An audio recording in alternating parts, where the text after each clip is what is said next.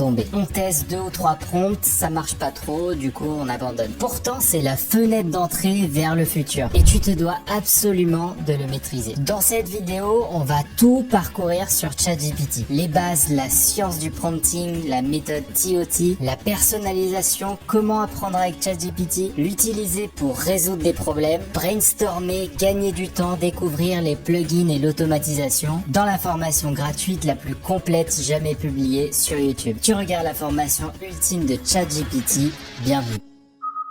Donc maintenant on va voir comment est-ce qu'on setup tout ça. La première chose à faire c'est d'aller sur chat.openai.com. Donc là on clique sur sign up, c'est très facile. Ensuite on remplit son adresse. Avant d'aller plus loin, petite chose à voir quand même, c'est au niveau de la plateforme. Donc pour ça vous tapez ici plateforme.openai.com et vous allez être redirigé vers votre compte côté plateforme et c'est là où vous allez pouvoir aller chercher les clés API. Parce que ChatGPT c'est l'interface visuelle un peu no code, mais vous avez aussi la possibilité d'aller chercher les clés API. Donc ici j'en ai plein, on peut en configurer autant qu'on veut et c'est ça qui va nous servir à déclencher des automatisations. ChatGPT c'est l'interface visuelle et GPT c'est le modèle qui est derrière et on peut l'atteindre d'une manière directe avec ChatGPT ou d'une manière indirecte avec les clés API. Donc maintenant que c'est fait, on peut retourner directement dans ChatGPT et petit tour du propriétaire. Donc moi j'ai la version 4, si vous n'avez pas la version 4, vous aurez la version 3.5. Donc la version 3.5, elle est tout à fait capable, et juste que c'est meilleur avec GPT-4, mais vous êtes capable de faire la plupart des choses qu'on va voir. Donc ça se présente de la manière suivante, vous avez juste une barre de recherche ici qui va vous permettre de mettre des informations et ça va nous permettre d'interagir, donc d'interagir de manière directe ou d'interagir de manière en follow-up, c'est-à-dire dès lors que vous allez avoir une réponse de pouvoir préciser, corriger. Donc là par exemple si on fait je sais pas quelle est la race de chien la plus proche du lévrier italien et là il va répondre automatiquement c'est le lévrier anglais, ils ont des similitudes morphologiques. Une fois qu'on a cette réponse on peut venir modifier la réponse, c'est quelque chose que pas grand monde fait mais on peut modifier la réponse et dire par exemple quelle est la race de chien la plus proche du boxer, voilà, et on fait ensuite hop save and submit, donc avec commande entrée pour générer la deuxième et ensuite on peut venir jouer comme ça avec les différentes réponses sans pour autant ajouter des différents éléments. Ici on peut juste venir comme ça et avoir plusieurs réponses pour plusieurs variantes de questions. Si on a une réponse qui nous convient et qu'on a envie de la garder quelque part, ne faites pas ça parce que ça va prendre la mise en forme. Faites plutôt ça, ça va copier-coller sans mise en forme le contenu qui a été généré. Vous pouvez aussi dire à OpenAI si vous êtes content ou pas content de sa réponse avec les petits pouces vers le haut et vers le bas et vous pouvez régénérer quelque chose. Donc ça c'est un bouton qui va nous servir quand on va avoir des bugs sur ChatGPT, ça peut arriver si on va trop vite. Ensuite on a la barre latérale, donc c'est là où on va pouvoir générer justement des nouveaux chats. Pour créer un nouveau chat on vient ici et ça crée un nouveau chat et ici on peut cacher la barre en cliquant sur ce bouton.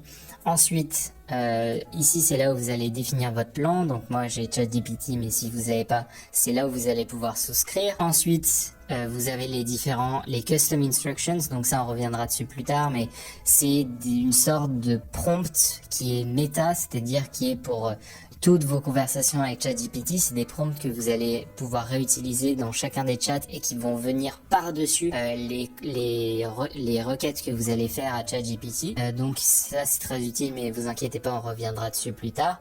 Et ensuite vous avez tous les réglages, donc vous pouvez choisir le thème en dark ou en light. Vous pouvez enlever tous les chats, vous pouvez activer les fonctionnalités bêta, plugin et code interpréteur. Donc code interpréteur c'est un moyen de traiter des jeux de données, de pouvoir faire des graphiques, etc., d'analyser les données en uploadant des fichiers, donc ça c'est très utile.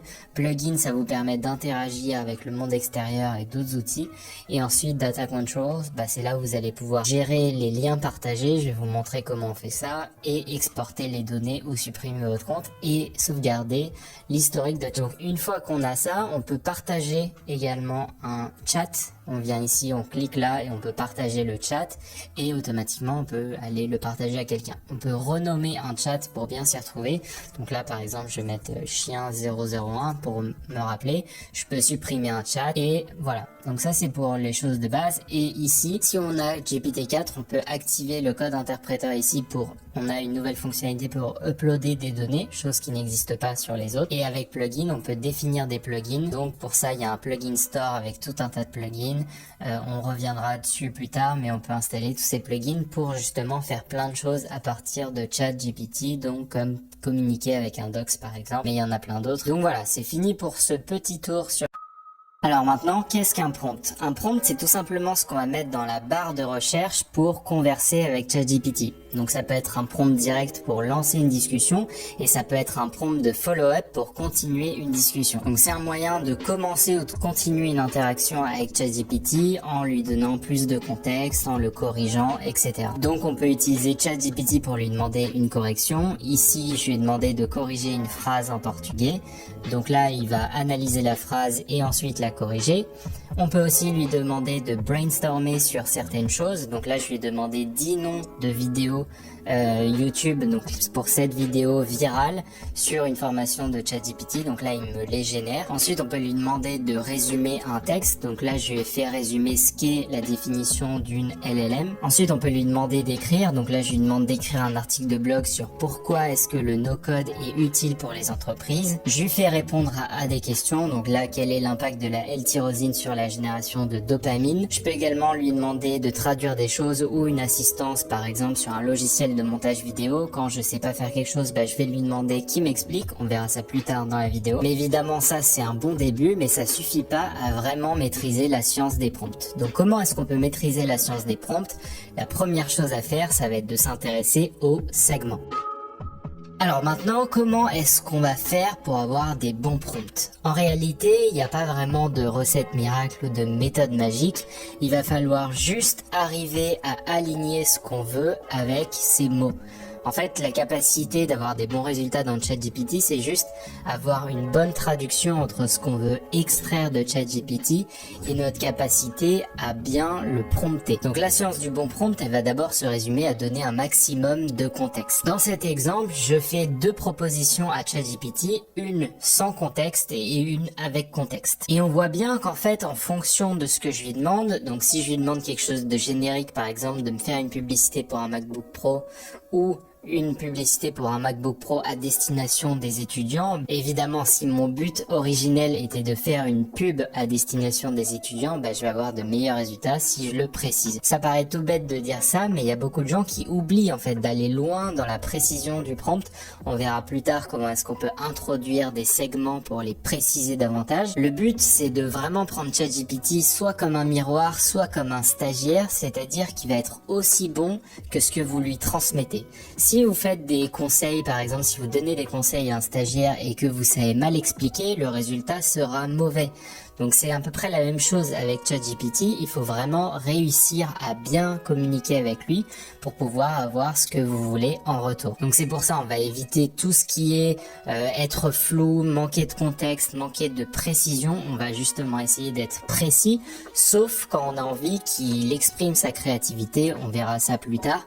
Mais dans 90% des cas, on a une demande précise, une requête précise. À ce moment-là, il va falloir être précis au niveau du contexte et des instructions. Ensuite, la deuxième chose, c'est d'éviter de faire des fautes d'orthographe. Ça paraît évident, mais je vous ai mis un exemple quand même pour vous montrer la différence entre une publicité pour un Hackbook et une publicité pour un MacBook. On a des résultats évidemment différents. Dans un sens, il va comprendre ce qu'est le MacBook et il va faire une publicité en réflexion avec le MacBook, et dans l'autre, il va essayer de trouver quelque chose qui se rapproche le plus, mais forcément, il va passer un petit peu à côté. Donc, faites vraiment attention aux fautes d'orthographe, faites attention aux mots un peu vulgaire, ça en général il aime pas trop. Essayez d'être un peu académique dans votre façon de parler et vous aurez des meilleurs résultats parce que c'est comme ça qu'il se construit. Ensuite on va essayer d'être méthodique en utilisant les segments. Donc les segments, c'est ce qui va diviser notre prompt en plusieurs catégories. On verra ça plus tard dans la partie dédiée aux segments justement, mais le but ça va être d'essayer de diviser entre guillemets un prompt avec des bouts de phrases, et chaque bout de phrase aura un rôle à jouer dans le retour qu'on va avoir de ChatGPT. Donc ici par exemple, j'ai demandé à ChatGPT d'évaluer les 2 propositions.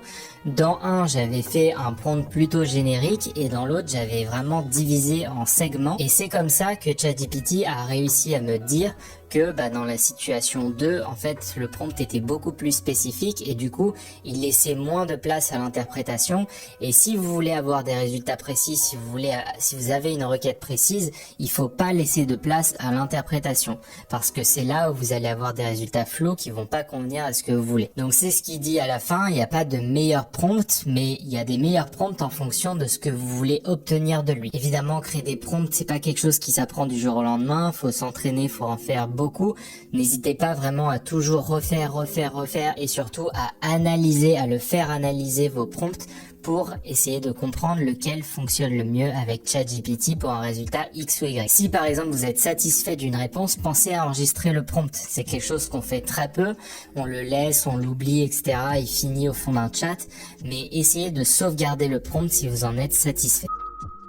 Alors maintenant, on va parler de la science des segments. Les segments, c'est une façon de diviser les prompts en plusieurs parties. Donc déjà, il faut identifier les types de prompts. Il y a les prompts qu'on va appeler simples. Ces prompts-là, ils vont être plus rapides, ils vont être adaptés au dialogue et ils vont laisser plus de place à ChatGPT pour avoir une réflexion. Et pour ça, on va donner une instruction, mais on va donner moins de contexte. À l'inverse des prompts avancés, où là, on aura plus de contexte et le but, ça va être de laisser plus d'autonomie à ChatGPT dans sa génération. Évidemment, ces prompts avancés vont être moins rapides à générer, surtout avec GPT-4, et il peut y avoir plus d'erreurs parce que plus on va mettre de contexte et de paramètres, plus on peut avoir d'erreurs. C'est pour ça qu'il faut bien définir les paramètres ou autrement dit les segments. Alors pour comprendre les segments, ce qu'on va faire, c'est qu'on va reprendre la phrase qu'on avait testée avec la pub de MacBook Pro pour des étudiants. Donc on va diviser ce prompt en 3 parties différentes. D'abord, il va y avoir créer une pub pour un MacBook.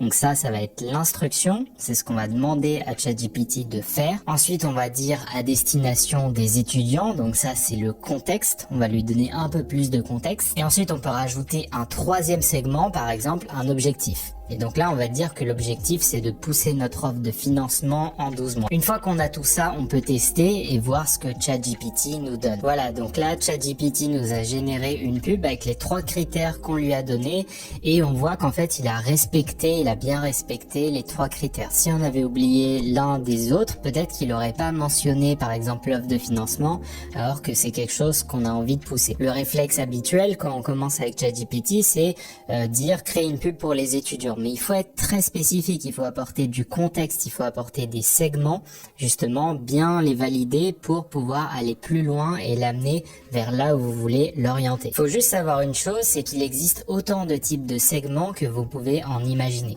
Tout peut être un nouveau type de segment.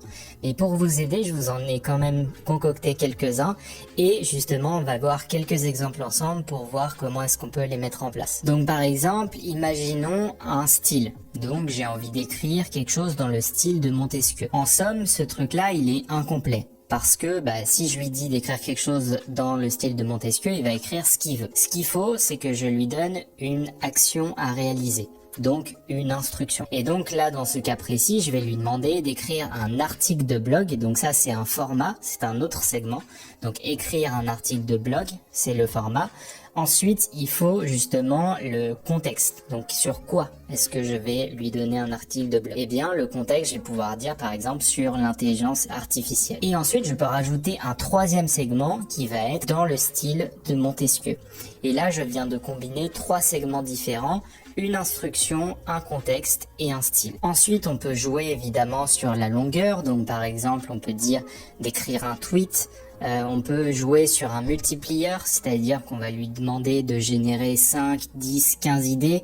On peut jouer sur la cible, c'est-à-dire qu'on va vraiment venir définir une cible, comme on avait vu sur l'exemple du MacBook. On peut définir un rôle, donc ça c'est quelque chose qui est assez puissant, je vais vous montrer un exemple. Donc là par exemple, je vais donner un rôle, c'est-à-dire Warren Buffett, et je lui ai demandé de me conseiller sur ma stratégie d'investissement en bourse.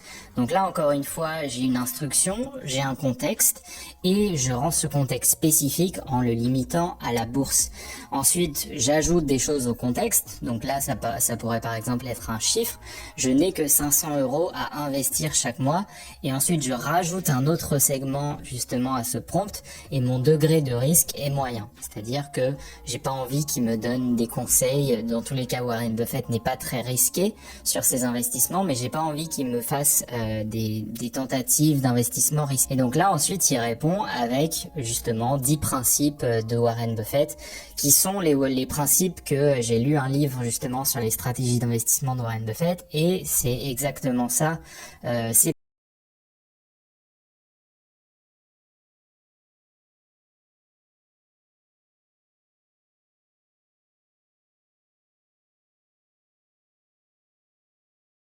en accumulant des segments et en étant très spécifique. Ensuite, ce qu'on peut faire, c'est évidemment créer des espèces de guidelines. Donc par exemple, faire une espèce de génération étape par étape. On peut faire des espèces de milestones qui vont nous aider à processiser une étape. Donc par exemple, donne-moi toutes les étapes pour créer et publier une formation en ligne, et automatiquement il va vous donner toutes les étapes. On peut également ajouter des mots d'interdiction. Si par exemple on a envie d'écrire un email et qu'il y a certains mots qui passent pas dans les emails, comme par exemple urgent ou vente ou argent, etc., on peut lui demander dans sa génération d'exclure ces mots-clés. On peut aussi ajouter certains mots-clés. Si on a envie d'ajouter dans un email des mots-clés spécifiques, on peut lui préciser. Donc par exemple, on peut lui préciser d'ajouter des mots comme changement ou addiction si on a envie de faire un email pour vendre une formation par exemple. Ce qu'on peut faire également, c'est créer des templates. Donc là par exemple, j'ai créé un template, génère 10 posts sur Twitter. Donc j'ai remplacé à chaque fois les mots qui sont entrecrochés par justement ce que j'ai envie de générer, dans le style de Alex Hormozy, qui à la base était écrivain. Donc en fait, on peut générer des templates comme ça, et ce qui est fort, c'est qu'on peut aussi demander à ChatGPT de générer d'autres templates à partir d'un prompt qui a déjà marché. Donc ça, vraiment, les templates, je vous inviterai à fond à les utiliser parce que ça peut vraiment vous servir. Alors maintenant qu'on a réglé cette question des segments, on va parler de la relance. C'est un autre aspect des prompts sur ChatGPT qu'on va utiliser plutôt quand on va être un peu en mode discussion avec lui. Et pour ça, il y a plusieurs choses à faire, c'est de ne pas déjà hésiter à lui parler comme un humain. Donc faut pas hésiter à lui demander dans le prompt de rephraser ou alors d'éditer, de modifier, de préciser sa réponse, parce que c'est comme ça qu'il va apprendre. Une des choses à faire d'ailleurs que je vous conseille, c'est de ne pas hésiter à demander pourquoi à de multiples reprises. Ça va lui permettre d'aller creuser dans un sujet spécifique. Vous pouvez également lui demander d'aller chercher les sources desquelles il vient de vous proposer ses idées. Donc ça, c'est utile quand on fait de la recherche. On va demander précise tes sources et il va nous donner les sources. Donc voilà, ce qui est important, c'est de comprendre les différents types de relances qu'on peut avoir, et on va en voir 3 en exemple. Voilà, donc là, ce que j'ai fait, c'est demander justement à ChatGPT qu'il puisse m'expliquer quel est le rôle de la tyrosine dans la production de dopamine. Donc ça, c'est un acide aminé qui a des effets, etc. Et il me donne une première définition. Le truc, c'est que j'ai envie qu'il me donne des ressources supplémentaires pour aller creuser les sujets de la définition. Donc là, je lui demande, peux-tu me donner quelques sources pour approfondir? Et il me dit, bien sûr, voici quelques sources académiques. Et comme ça, il me donne pas mal de ressources pour aller creuser le sujet. Mais c'est pas tout, je peux aussi revenir sur son explication précédente en lui disant que elle était un peu complexe, elle était un peu trop scientifique. Donc peux-tu me réexpliquer en utilisant un niveau collège? Donc là, ça va être une description plus simple pour plus facilement m'imprégner de ce sujet qui est relativement complexe. Dans cet exemple, je demande à ChatGPT qu'il puisse me donner des informations sur pourquoi est-ce que Ronaldo a une fin de carrière chaotique. Donc là, il va me lister 6 arguments, 6 raisons potentielles. Et là, ce que je vais faire justement en réponse de ce prompt, c'est aller essayer de creuser sur le premier argument qui sont les blessures. Ok, tu m'as fait ce constat, mais qu'est-ce qui peut expliquer justement qu'il y a eu des blessures? Et en fait, on peut creuser d'une manière presque indéfinie. Par exemple, ici, je pourrais dire, ok, pourquoi est-ce que tu dis que le terrain et les conditions de jeu ont été négatives, etc., etc. Et on peut creuser comme ça un sujet vraiment en profondeur, et c'est une des forces de ChatGPT et de ses prompts de relance. Un autre exemple qui va être plutôt lié à la correction, étant donné que ChatGPT a une mémoire qui s'arrête en 2021, on va pouvoir lui donner des choses supplémentaires qui ont été changées. Et précisément dans cet exemple, donc là je prends l'exemple de l'Argentine, l'Argentine qui a gagné la Coupe du Monde en 2022. Donc il n'est pas au courant, donc on peut l'informer sur des nouvelles choses. Et ça, je l'utilise souvent quand par exemple je veux lui demander des choses par rapport à une API. Donc une API, c'est quelque chose qui permet de comprendre comment accéder à un outil, aux données d'un outil. Et parfois, certaines API sont mises à jour et lui, il a en mémoire la précédente version de l'API. Donc c'est pour ça que c'est très utile, ça permet justement de mettre à jour ces informations avec les nouvelles données, des nouvelles documentations. Donc maintenant qu'on a vu justement tous ces relances, on va pouvoir combiner plusieurs prompts avec plusieurs segments au sein d'une même requête. Pour ça, on va justement pouvoir créer un exemple et j'ai choisi de faire une liste de films donc que ChatGPT va pouvoir analyser. Et donc je vais lui demander en 3 étapes, d'abord de me sélectionner 10 films qui me conseillent sur un sujet spécifique, ensuite de les trier dans un tableau et ensuite de me donner le premier film qui me conseille de voir, celui qui est vraiment le meilleur selon lui. Donc on va faire ça tout de suite et on va regarder les résultats. Donc là je vais lui dire, donne-moi 10 films dans le style de Christopher Nolan sans que ce soit lui le réalisateur. Catégorise ces 10 films dans un tableau avec nom, acteurs principaux. Et là, je vais préciser, encore une fois, faut être spécifique, avec en en-tête, nom, acteurs principaux, date, année de sortie, synopsis. Ensuite, donne-moi le premier film que tu me conseillerais. Donc là, automatiquement, il va générer tout ça en générant d'abord les 10 films, puis le tableau. Donc là, il a compris ma requête, il m'a donné le film, etc. Mais il me manque encore une fois quelque chose, c'est que dans sa génération, il a créé Inception.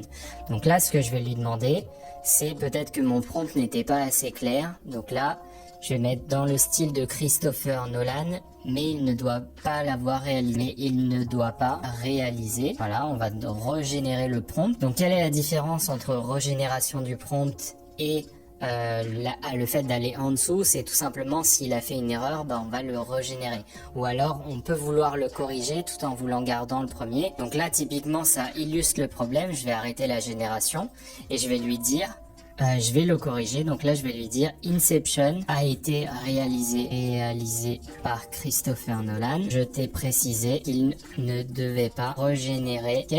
Donc là on va faire entrer et là automatiquement il prend conscience de son erreur et il va refaire une liste et normalement on devrait plus avoir Inception. Donc voilà, là il régénère tout ça et en principe à la fin on aura tout ce qu'il nous faut. Voilà, donc là il a terminé et il m'a conseillé Looper en premier et il a bien tout compris. Donc il m'a bien sorti 10 films listés dans un tableau avec justement le choix de Looper à la fin. Donc maintenant on va voir la chose la plus importante quand on parle de ChatGPT et quand on a envie d'avoir une réflexion profonde, c'est le Tree of Thoughts ou TOT en anglais. Donc ce qui veut dire en français l'arbre de pensée, et c'est un modèle qui va nous permettre de faire réfléchir ChatGPT à notre place en ayant une méthodologie en 3 étapes qui va l'amener à réfléchir sur ses propres générations. Donc la première étape c'est l'étape de brainstorm et c'est là où on va demander à ChatGPT de générer plusieurs scénarios possibles pour répondre justement à notre problème. Et donc pour ça je vais poser la question suivante: j'ai un problème lié à ma conversion sur mes publicités Meta, donc Facebook, peux-tu imaginer 3 solutions pour y remédier? Tu peux considérer les facteurs, donc encore une fois en divisant en segments. Ma requête c'est que j'ai un problème, peux-tu imaginer 3 solutions? Donc j'ai un problème égale contexte, peux-tu imaginer 3 solutions égale instruction, et ensuite on a les facteurs suivants qui sont d'autres segments. Ma cible sont ceux qui veulent apprendre le no-code et je vends une formation via la publicité Facebook. J'ai 2 audiences et 2 publicités. Mes audiences ont un ROAS, donc c'est un retour sur l'investissement sur ad spend de 0,2, ce qui est très faible, et un coût par lead à 40 €, ce qui est énorme, et un taux de conversion sur site de 0,1% qui est très faible. Et donc j'ai fait exprès de lui dire ça pour qu'il puisse m'aider. Il va me donner 3 propositions. Donc d'abord la segmentation, le ciblage plus précis, etc. Ensuite l'amélioration du contenu et l'appel à l'action. Donc il me donne des pistes pour justement améliorer. Donc soit ça vient de la segmentation sur Facebook, soit ça vient de l'appel à l'action et du contenu directement, soit ça vient de la stratégie d'enchère. Donc il me donne les 3 possibilités et ça c'est la première phase du Tree of Thoughts. La deuxième étape, ça va être de le faire réfléchir sur ces 3 possibilités pour qu'il puisse déterminer laquelle serait la plus appropriée. Et ça c'est la phase justement de réflexion de ChatGPT et c'est là où on va lui demander justement de faire preuve d'analyse sur ce qu'il vient de lui-même générer. Et donc ici je vais lui dire: pour chacune des solutions, évalue leur potentiel de succès en termes financiers, en termes de risque, et là où la probabilité que ça fonctionne soit la plus grande. Et il me régénère les 3 propositions, sauf que cette fois, il utilise les 3 critères pour justement analyser ce qu'il vient de dire. Donc potentiel financier, risque et probabilité de succès. Mais à la fin, il me dit que pour un impact financier maximal, la première option est la plus prometteuse, bien qu'elle puisse nécessiter un budget initial. Et la troisième option, c'est peu risqué, mais il y a un potentiel financier qui est plus limité que la première. Donc voilà, il me détaille vraiment en chaîne comme ça. Et la dernière chose, c'est d'étendre justement son raisonnement en allant plus loin. Parce que là, il vient de générer les idées, mais comment est-ce qu'on met en place ça? Et bien pour ça, je lui ai défini une règle, je lui ai dit pour chacune des solutions, dis-moi comment mettre en place et essayer de déterminer quels pourraient être les obstacles potentiels. Projette-toi dans la phase de résultat, donc je l'invite à essayer d'imaginer ce qui va se passer, et dont le retour d'investissement chiffré sur les 3 méthodes. Et donc là, pareil, il va prendre les 3 éléments sur lesquels il a réfléchi et il va essayer de me mettre en place. Donc mise en place, il me détaille la roadmap. Encore une fois, après, je pourrais creuser. Par exemple, dans la segmentation partie mise en place, est-ce que tu peux plus détailler? Pareil pour les obstacles potentiels, mais qu'est-ce que vraiment pourraient être les obstacles? Quels sont les risques peut-être liés à ces obstacles potentiels? Le ROI, bah là il me dit un truc chiffré très précis. Si vous réussissez à doubler votre retour sur ad spent à 0,4, eh bien, et de réduire votre coût par lead à 20 €, l'investissement pourra être récupéré assez rapidement. Donc voilà, il me donne tout ça et en fait après, ça me permet justement d'avoir une vraie stratégie de réflexion beaucoup plus complexe que si j'avais juste dit des prompts comme ça à la volée. Là, je l'invite vraiment à réfléchir et surtout à analyser ce qu'il vient de dire et ce qu'il vient de générer. Et ça, c'est une des choses les plus puissantes dans ChatGPT que peu de personnes connaissent. Et ça, pensez à l'utiliser si vous avez des réflexions stratégiques à faire sur votre business ou quelque chose qui fonctionne pas. Pensez à le faire lui-même réfléchir dans un processus justement de Tree of Thoughts. Dans cette partie, on va parler de la personnalisation. Donc la personnalisation, ça va être des types de segments spécifiques qui vont jouer des rôles dans la manière dont ChatGPT va répondre. Et je les ai divisés en 5 catégories bien distinctes. Il y a les types, donc les types de réponses. Est-ce que la réponse doit être détaillée? Est-ce que la réponse doit être précise? Est-ce que la réponse doit être formulée à la première personne, à la deuxième personne, à la troisième personne, au vous, au tu, etc. Donc ça va être vraiment son type de réponse, comment est-ce qu'il va structurer sa réponse de manière grammaticale, est-ce qu'il va devoir faire des phrases courtes, etc. Est-ce qu'il va devoir le faire en français, en anglais. Donc ça, c'est les types de personnalisation qu'on peut avoir. Ensuite, on va avoir les tons. Est-ce qu'il est joyeux, empathique, persuasif? Donc persuasif, par exemple, ça va être utile quand on va parler de pages de vente, quand on va parler d'emails de vente, etc. Vous pouvez aller voir tous les tons que j'utilise, que j'ai listés dans la base de données Prompt Maestro, où vous avez des tonnes de prompts et notamment les tons. Je l'ai réalisé en partenariat avec Softer, qui ne sponsorise pas cette vidéo, mais qui m'accompagne sur la création de cette base de données. Et donc vous pourrez retrouver tout un tas de tons différents. Mais voilà, l'idée c'est vraiment d'amener de la personnalité au travers d'éléments de langage, et les tons, c'est un bon moyen justement de passer cette idée. Ensuite, il y a les styles. Donc là, ça va être plutôt un style d'écriture, comme on l'a vu avec Alex Hormozy précédemment dans la vidéo. Ça peut être vraiment un style d'écrivain, ça peut être un style d'humour, ça peut être... voilà, peu importe, mais il y a différents styles, soit qui sont liés à des styles artistiques, donc des auteurs, etc. Ensuite, il y a plutôt les rôles. Donc là, ça va être une entité, donc ça peut être une personne qui va jouer un rôle, comme par exemple un expert en neurosciences ou un entraîneur de foot tacticien qui a été formé en Italie, qui connaît tout au foot. Et ça peut être également la créativité. Donc il faut savoir que les modèles de LLM, dont notamment ChatGPT, fonctionnent avec ce qu'on appelle la température. Donc la température, vous pouvez le retrouver dans le playground, mais vous pouvez pas le retrouver de manière directe dans ChatGPT.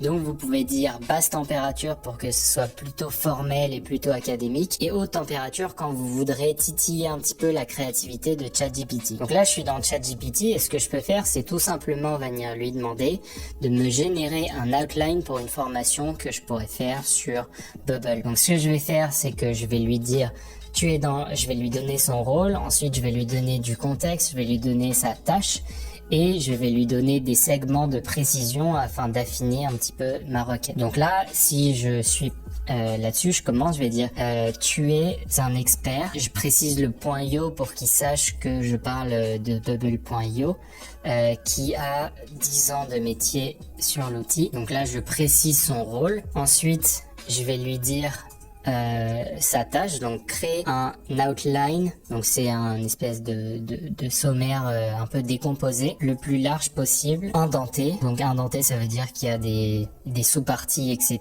d'une formation. Cette formation doit être complète, s'adresse autant, donc là encore, là c'est la cible, complète c'est un segment de précision, s'adresse autant aux débutants qu'aux avancés et qui porte sur tout ce que compose l'outil. Et là je vais préciser donc les bases de données, le design, le responsive, etc., etc. Donc là je vais vraiment donner toutes les idées, le responsive, les plugins, les réglages, les API. Fais en sorte, là je précise encore, que les vidéos ne soient pas trop longues. N'hésite pas à détailler. Voilà. Et donc là, je vais attendre qu'il me génère justement tout ça. Voilà, donc là, il a terminé. C'est plutôt satisfaisant ce qu'il a fait, mais il y a 2-3 choses que j'aime pas. J'aurais préféré un outline tout dans la même partie, c'est-à-dire que conclusion et ressources auraient dû avoir devant la phrase. Voilà, donc là il a terminé la génération et on voit tout de suite que c'est beaucoup mieux. Il a fait exactement ce que je lui ai demandé, il a précisé la partie sur les projets en faisant des sous-parties et il a mis tout sur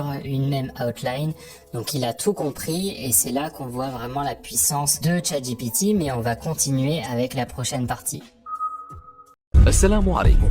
لا تنسوا الاعجاب بالفيديو والاشتراك في القناة تشجيعا لنا لنستمر بنشر المزيد إن شاء الله.